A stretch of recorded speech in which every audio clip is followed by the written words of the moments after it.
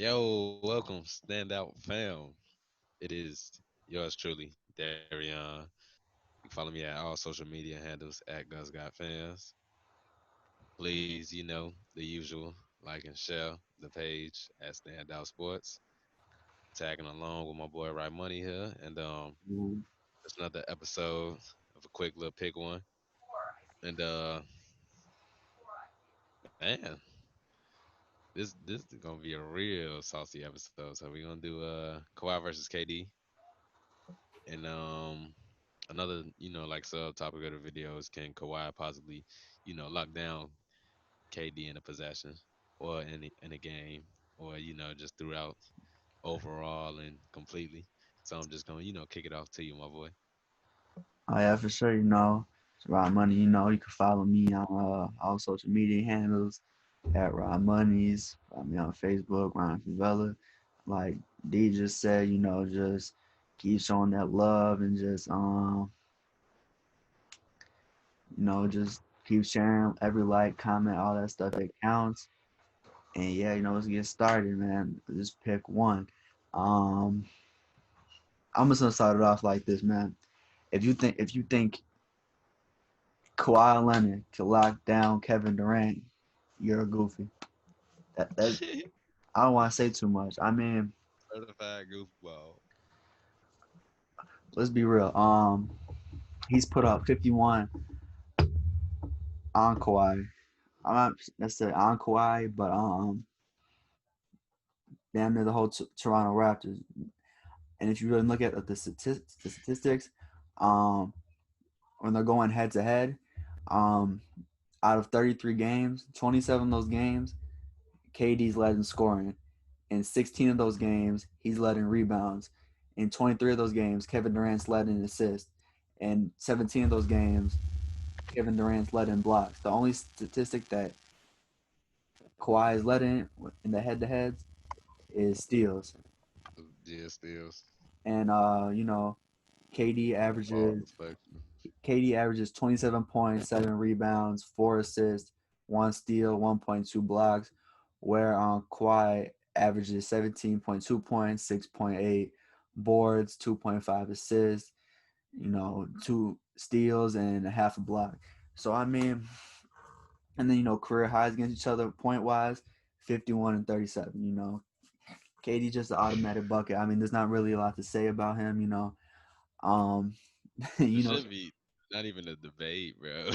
it shouldn't be a debate, but people obviously I think people make it a debate because of the fact that they're both two-time champs and they're both two-time Finals MVPs. With me, where it stands out, obviously you can't deny what Kawhi's done with the Spurs or what he did with the Raptors. Like it's an excellent performance overall, but I think it's easier because at that time, Ginobili, Parker, Duncan, they were getting older. They were getting towards the end of their careers, where I feel like it's easy to be a leader on that team. You know what I'm saying? Like it's easy to take over because they're getting older, so they're passing that I feel role like now. the chemistry is Yeah, significantly way better, including with the bench for Kawhi, most importantly on Toronto and in San Antonio. but I feel like personally, obviously, during that time, like it's almost like they were Parker and them were passing him the torch. Like they were Yep. slowly stepping down Yeah. from whatever. Where in Kevin Durant's situation, he stepped on the floor with two of the best duo of shooters in the league, and he basically made that team his. Um, everyone's like, "Oh, that's the easy ring. That's this. He's doing this easy, this whatever." Yeah, he wanted to reduce obviously his workload, but he's still putting in that work. I don't think y'all understand that.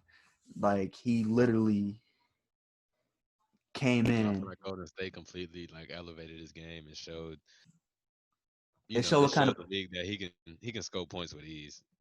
right, and because like everyone's like, "Oh, you're on a Score team." in volumes from anywhere on the floor. Right, everyone's like, "Oh, you're on a team of Curry and Clay. Like it's easy." Woo, woo, woo. Nah, it's not that. Like it's And they don't literally really spend a lot of time playing together too. You know, their team was really riddled with a lot of injuries throughout them 2 years. right. But when they have played together though, like basically 3 years technically, because yeah, 16, Yeah. 17, 18, yeah, or 17, 18, 19. But it just shows how valuable he is in this in general. Because if you can come in with the two best shooters in the league and you can take over, what does that show? It shows dominance. Um, and we all know Kevin Durant's obviously the accolades speak for himself. You know, he's an MVP, 10-time All Star. You know, Rookie of the Year, All Rookie First Team. He's a 4-time scoring champ, 3 straight. He's the youngest. He has the youngest scoring title ever at 21 years old. You know how raw you got to be to come in at 21 years old, and That's light work, baby. that's light work. That just shows you how easy it comes to him. He's the youngest to join the 50, 40, 90 club. It's a bucket, certified I bucket. You know what I'm couldn't saying? Like, believe that. When I first heard about that, I didn't even know what the 50 40 90 club. and me, I I'm didn't know like, what that was. oh, 50, 40, what? Right. And then he's never ever averaged under 20 points per game in his career at all. And he's number 6 all time in points per game. So like I said, that just shows he's an automatic bucket. But I'm not gonna come over here and say Kawhi's not a bucket, Kawhi's not whatever. You know, he's an all-star as well. He's been on all NBA first team. He's been on all defensive first team 3 times and second team 3 times as well. He's a One thing I two-time. can say about Kawhi too, he gets better by the year. He Some does. people don't really see that. And then like he's a 2-time defensive player of the year. Like he's clamps, he's locked down, Ma'am God. but I don't think that he's locked down to the point where he's gonna sit there and lock Kevin Durant down. People don't and people also have their definitions of lockdown. Lockdown doesn't just mean that you're stopping them from scoring. Like lockdown is just, you know what I'm saying, you can't get no good passes off. There's no rhythm going in general. That's really what lockdown is. You can't get in a groove offensively, defensively. That Locks. well, I'm sorry, offensively. You can't get in a groove offensively. Like it comes with obviously passing. There's every part of the offensive game. That's what early lockdown is, preventing them from doing all of that. And here's what I'm gonna educate y'all. So y'all really think just because my man's tore his Achilles, he finna come back and now y'all hold on, but now y'all think this is where it comes into conversation. Now y'all think Kawhi can lock Kevin Durant down. Now y'all think that. I know y'all seen videos of my man's working out. He's out there getting buckets. Like he's still out there shooting, moving with ease. Like obviously, he had a whole year off, more than a year obviously, because when the new season Kobe tore starts, his Achilles and was perfectly fine. right? Mike But Conley too.